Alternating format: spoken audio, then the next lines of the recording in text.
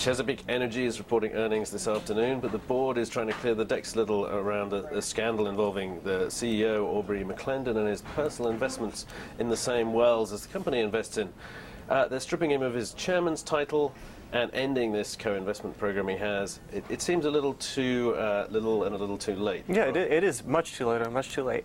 The problem is that this well program, what it did is it encouraged the company to basically overextend itself. And the company, as a result, it's tremendously underperformed. Well, benefiting him. Well, benefiting him, but hasn't benefited shareholders. Right. The shares have underperformed all of its peers and the S&P 500 by a big margin over the past 5 years. And the problem is, doing this, what does it do?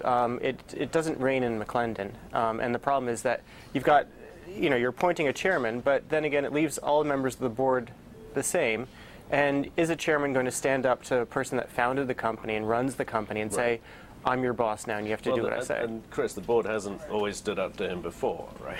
Well, Chesapeake has a long history of doing the right thing under fire when a gun is pointed to their head. Right. And then when the spotlight of publicity has shifted elsewhere, they go back to doing exactly what they were doing before, which is accumulating mountains of energy acreage all over the country, and borrowing in order to pay for it.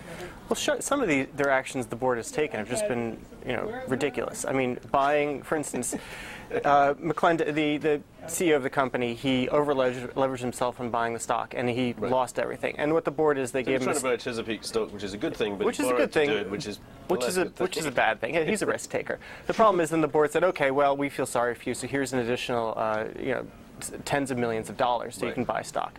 And then he had some more cash problems, and then he agreed to sell his maps to the company.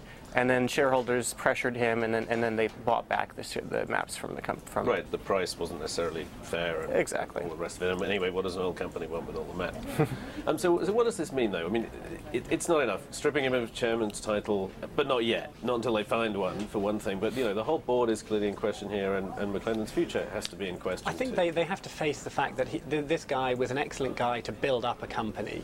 He's very aggressive. He's very risk-taking. He is clearly the wrong person to run this company. He's underperformed his peers by a massive margin over many, many years now. Taken huge risks. His governance sucks. He's just the wrong person to run this company, and the board are the wrong people to supervise a domineering chief executive. Okay, we'll leave it there. We'll be watching Chesapeake's earnings this afternoon. The conference call is in the morning. We hope we may see some fireworks there as analysts tackle the company, and we'll have more from Breakingviews tomorrow as well.